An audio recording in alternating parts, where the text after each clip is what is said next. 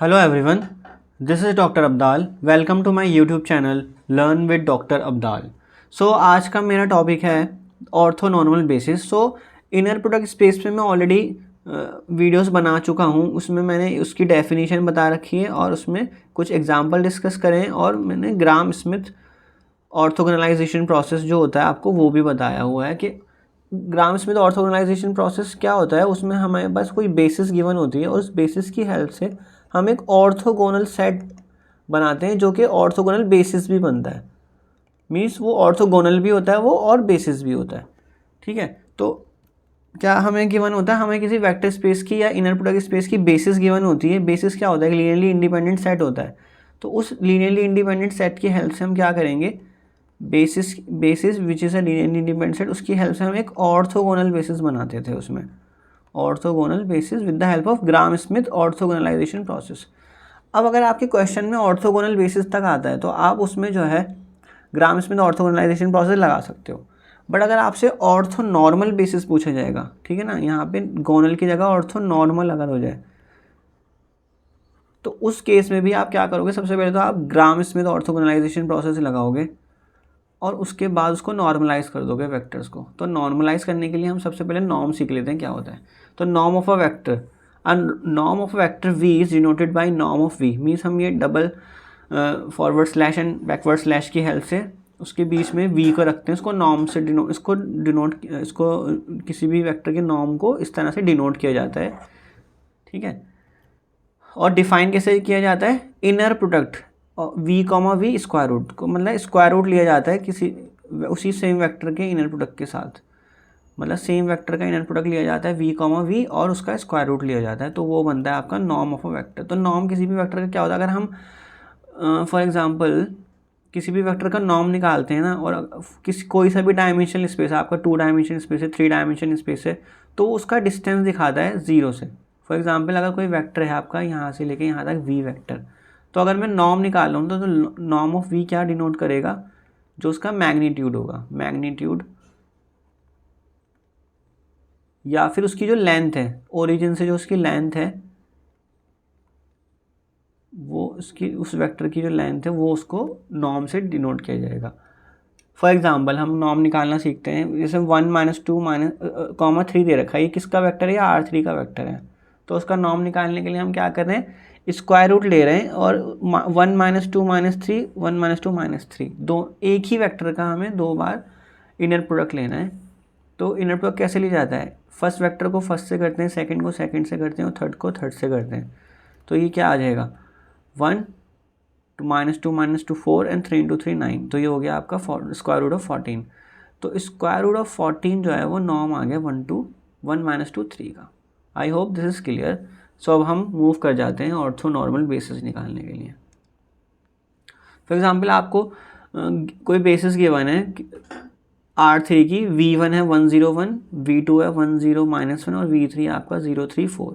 तो इन तीनों वेक्टर की हेल्प से आपको एक ऑर्थो नॉर्मल बेसिस बनानी है. तो आपको सबसे पहले तो ऑर्थोगोनल बेसिस ही बनानी पड़ेगी. तो ऑर्थोगोनल बेसिस बनाने का फॉर्मूला क्या होता था, W1 = V1. V1 क्या है आपको 101. देन W2 का फॉर्मूला क्या होता था, V2 minus inner product V2 W1 divide by W1 into W1. तो आपका जो ये पार्ट है ना, ये सिर्फ एक कॉन्स्टेंट्स होता है, ये एक रियल नंबर आता है. तो इसमें स्टूडेंट कंफ्यूज हो जाते हैं, इसको मल्टीप्लाई कर देते हैं वेक्टर के साथ गलत तरीके से और वहाँ पे आपका वेक्टर चेंज हो जाता है. तो V2 पुट करो, V2 है आपका 10 - 1, फिर V2 दोबारा से 10 - 1 और आपने W1 जो निकाला है फर्स्ट स्टेप में जो कि V1 के इक्वल था वो पुट कर दो 101. उसका हमने इनर प्रोडक्ट ले लिया, फिर W1 तो आपका ये आ गया 101 एंड 101 और फिर यहाँ मल्टीप्लाई करना है इसे W1 के साथ दोबारा से. तो ये क्या बन जाएगा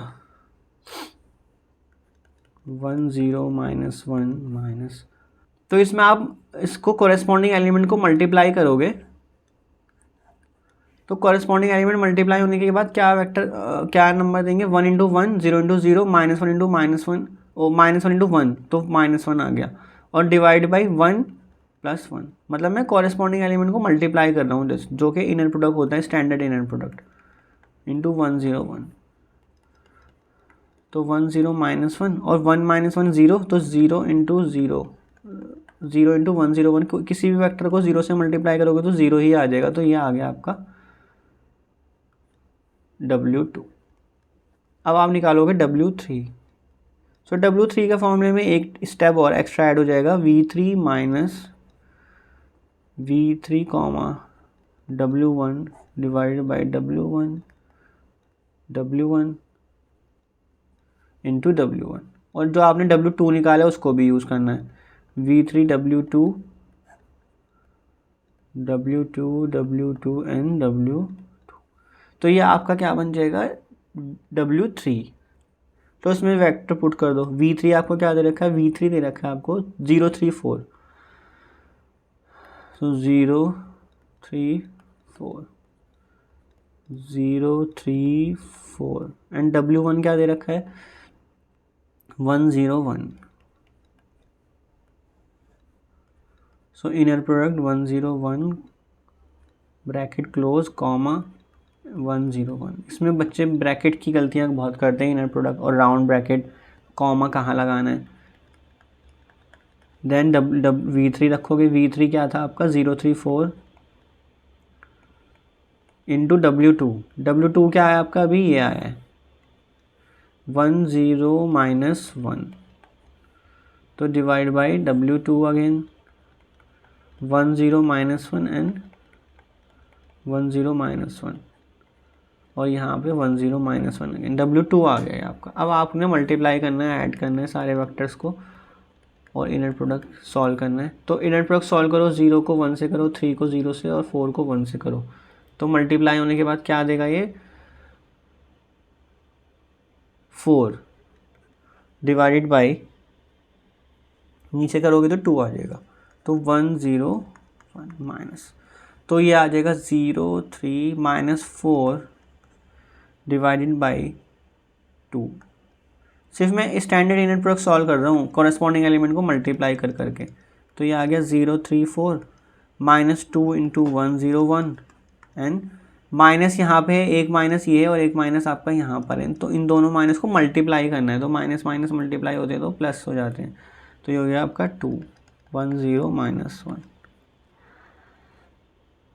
तो आप जो भी कांस्टेंट है इनको अंदर मल्टीप्लाई कर दो, मैं एक एक स्टेप क्लियरली कर करके दिखा रहा हूँ आपको। तो अगर मैं -2 को अंदर मल्टीप्लाई कर दूँ तो क्या बनेगा, -2 0 -2, और +2 को यहाँ अंदर मल्टीप्लाई कर दूँ 0 -2 0 -2। अब इन सबको ऐड करना है, मतलब इसको कॉरेस्पॉन्डिंग एलिमेंट है, ये फर्स्ट पोजीशन है, ये फर्स्ट पोजीशन वाले एलिमेंट को आपस में ऐड करना है, तो क्या आ जाएगा ये 0। फिर सेकंड पोजीशन वाले एलिमेंट्स को आपस में ऐड करना है, तो क्या आ जाएगा ये आ जाएगा 3, एंड थर्ड पोजीशन वाले एलिमेंट्स को आपस में ऐड करना है, तो क्या आ जाएगा 4 -2 एंड -2 0, तो ये आपका W3 आ गया। तो आपकी ऑर्थोगोनल बेसिस तो बन गई ग्राम स्मिथ प्रोसेस से। ऑर्थोगोनल बेसिस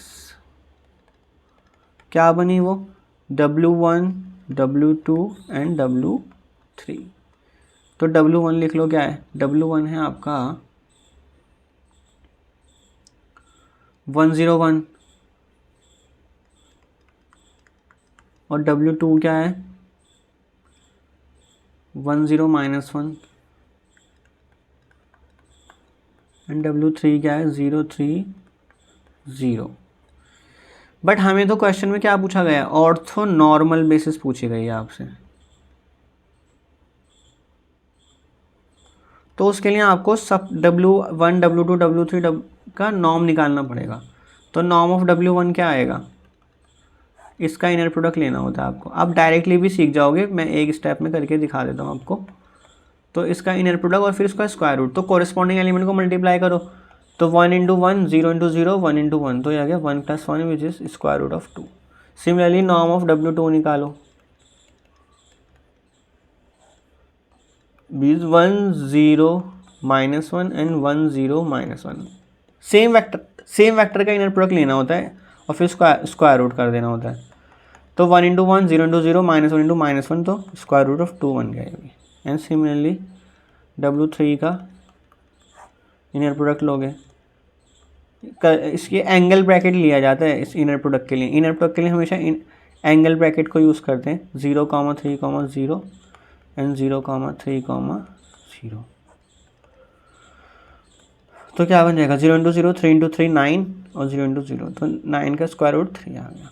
तो अब आपको क्या करना है, जो आपकी बेसिस थी उसको नॉर्मलाइज कर देना है, मतलब जो वेक्टर्स हैं ना आपके W1 W2 W3 उसको नॉर्म से उन्हीं के नॉर्म से डिवाइड कर देना है। तो W1 divide by norm of W1, then W ये क्या बना आपका, मैं लिख देता हूँ तो आपको आपके ध्यान रहे, W1 divide by norm of W1 बन गया ये, कॉमा। अब आपको लेना है W2 divide by norm of W2। तो W2 क्या था ऊपर, 1 0 -1, तो इसको भी √2 से डिवाइड कर देना है। And W3 divided by norm of W3।